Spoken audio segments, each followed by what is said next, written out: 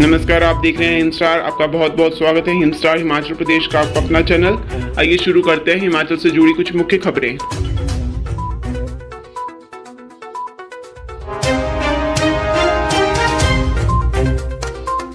CM Jairam बोले, फिलहाल OPS की बहाली संभव नहीं, कांग्रेस कर्मचारियों को कर रही गुमराह। मुख्यमंत्री जयराम ठाकुर ने रविवार थुनाग में स्वराज के अधिकारियों व कर्मचारियों, स्वराज सर्व अधिकारी एवं कर्मचारी वर्ग के अभिनंदन समारोह को संबोधित करते हुए कहा कि इस दौर में कर्मचारियों के लिए पुरानी पेंशन की बहाली असंभव है। कांग्रेस सत्ता को थियाने के लिए कर्मचारियों को गुमराह कर रही है। वह सत्ता संभालते ही 10 दिन के अंदर ओपीएस बहाल करेगी। कांग्रेस शासित राज्यों में 10 महीने पूर्व हुई घोषणाएं अभी भी घोषणा तक सीमित रह गई हैं। कर्मचारियों को उन राज्यों में सुविधा नहीं मिल पाई है। रविवार को मुख्यमंत्री ने स्वराज में आयोजित अधिकारी और कर्मचारी सम्मेलन में उपस्थित लोगों को संबोधित करते हुए कहा कि पुरानी पेंशन बहाली का मुद्दा केंद्र सरकार के ध्यान में लगाया गया है, इसलिए केंद्र सरकार की सहायता से ही इसे भविष्य में सुलझाया जा सकता है। इसके साथ अन्य कर्मचारियों की समस्याओं को भी प्राथमिकता से सुलझाने का प्रयास किया जाए। उन्होंने कहा कि प्रधानमंत्री नरेंद्र मोदी के कार्यकाल के दौरान अब जब भी देश में ओपीएस लागू होगी तो निश्चित रूप से प्रदेश में भी इसे लागू कर दिया जाएगा। इसके अलावा प्रदेश सरकार कंप्यूटर शिक्षकों तथा आउटसोर्स कर्मचारियों के मुद्दे पर सहानुभूतिपूर्वक विचार कर रही है।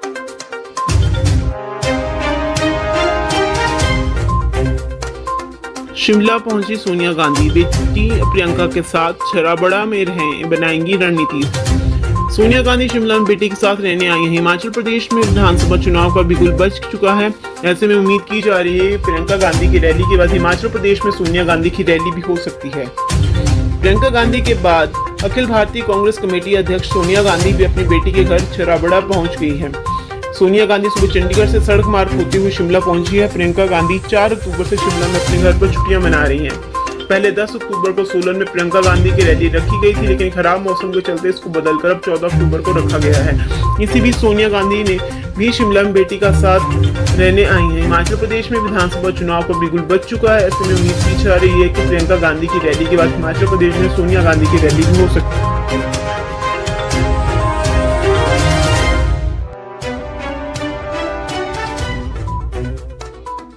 13 अक्टूबर के बाद कभी भी लग सकती है आदर्श चुनाव आचार संहिता। वर्ष 2017 में प्रदेश विधानसभा चुनाव 13 अक्टूबर 2017 को ही घोषित हुए थे।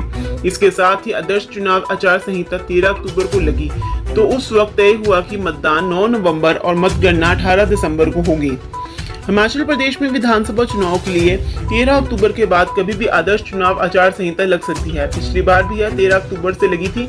इसके बाद नवंबर के पहले पखवाड़े में मतदान की तिथि घोषित हो सकती है। राज्य में नवंबर में अगर मतदान करवाने के लिए देरी हो जाए तो विधानसभा चुनाव करवाने में दिक्कत आती है, क्योंकि यहाँ ऊंचाई वाले क्षेत्र बर्फ से लकदक हो जाते हैं।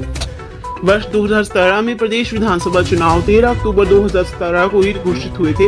इसके साथ ही आदर्श चुनाव आचार संहिता 13 अक्टूबर को लगी, तो उस वक्त तय हुआ कि मतदान 9 नवंबर और मतगणना 18 दिसंबर को होगी। इससे पहले वर्ष 2012 में 3 अक्टूबर को चुनाव की तारीख की घोषणा हुई थी। प्रधानमंत्री नरेंद्र मोदी की 13 अक्टूबर को प्रस्तावित चंबा रैली तक राज्य विधानसभा चुनाव की घोषणा संभावित नहीं लग रही है। इसके बाद ही आचार संहिता लग सकती है।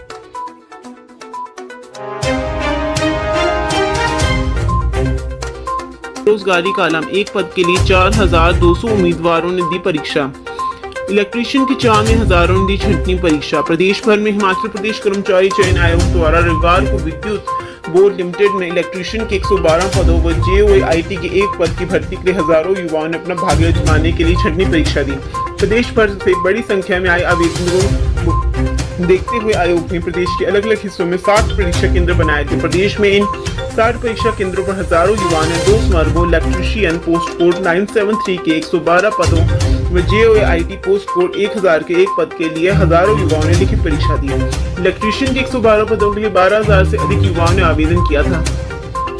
इस सोमवार की परीक्षा सुबह के सत्र में 10 से 12 बजे के बीच संपन्न हुई, जबकि जेआईटी सोमवार की परीक्षा दूसरे सत्र में आयोजित की गई। डिग्री कॉलेज में वो परीक्षा केंद्र स्थापित किया गया, जहां बड़ी संख्या में युवाओं ने परीक्षा दी, जबकि कई युवा उपस्थित भी रहे। आयोग के सचिव डॉक्टर जितेंद्र कंवर ने बताया कि परीक्षा शांतिपूर्ण माहौल में संपन्न हुई है।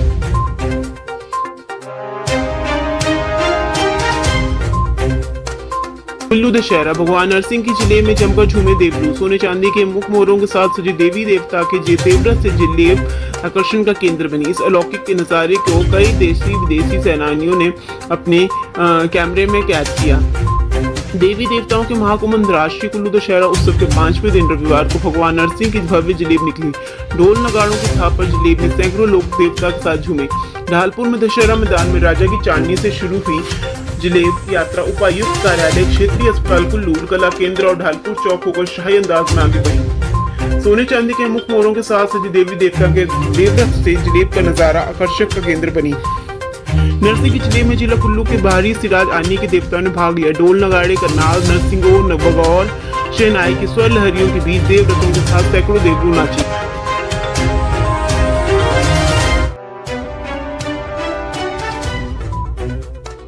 अंतर्राष्ट्रीय कुल्लू दशहरा 5वीं सांस्कृतिक संध्या में पुलिस के harmony of the pines band ने लूटी वाहवाही।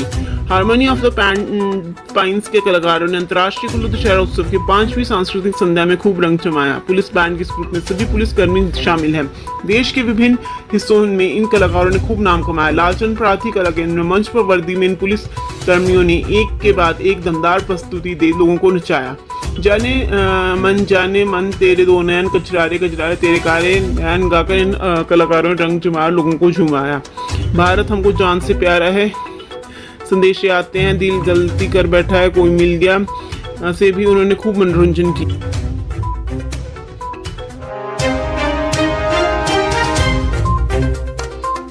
करवा चौथ पर शुक्र अस्त का प्रभाव, नवविवाहिता न करें व्रत।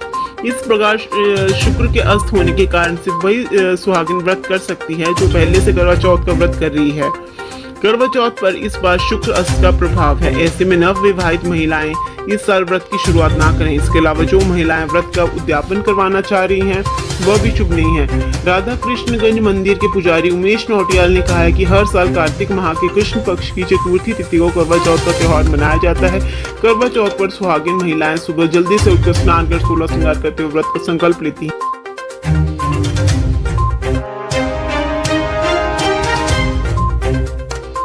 जोगिंद्रनगर हर्बल गार्डन में ट्रायल सफल, बीज अंकुरण से तैयार होंगे अब रुद्राक्ष के पौधे। बीज अंकुरण माध्यम से पौधे तैयार करने में प्रदेश और देश में संभावित यह पहला सफल प्रयास है। पूर्व में इस तरह के वैज्ञानिक ट्रायल पर काम नहीं हुआ है। प्रदेश में एयर लेयरिंग के बजाय बीज अंकुरण से अब रुद्राक्ष के पौधे तैयार होंगे। हर्बल गार्डन जोगिंद्रनगर और नेरी के वनस्पतिज्ञ बॉटनिस्ट पिछले काफी दिनों से बीज के माध्यम से रुद्राक्ष के अंकुरण व्यवहार का अध्ययन करने का प्रयास कर रहे थे। जोगिंद्रनगर हर्बल गार्डन में इसका ट्रायल सफल जारी है। वहीं हमीरपुर के नेरी गार्डन में भी इसके प्रयास जारी हैं। यहाँ 10 में से 5 बीज सफल अंकुरित हुए हैं। बीज अंकुरण मामले में माध्यम से पौधे तैयार करने में प्रदेश और देश में संभावित यह पहला सफल प्रयास है। पूर्व में इस तरह के वैज्ञानिक ट्रायल पर काम नहीं हुआ है।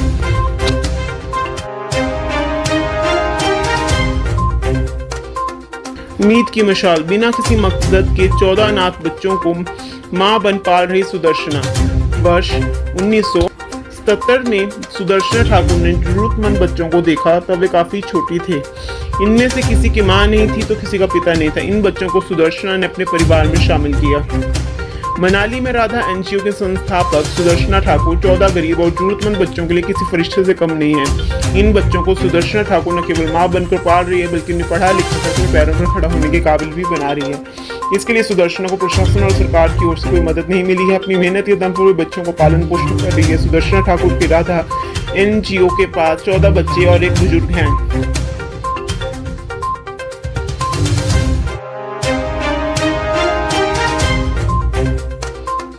हिमाचल में मौसम, 7 पास में ताजा हिमपात, पांगी का जिला मुख्यालय से संपर्क कटा। 13 अक्टूबर तक हिमाचल प्रदेश में मौसम खराब बना रहने का पूर्वानुमान है। शिमला में आज बादल छाए हुए हैं।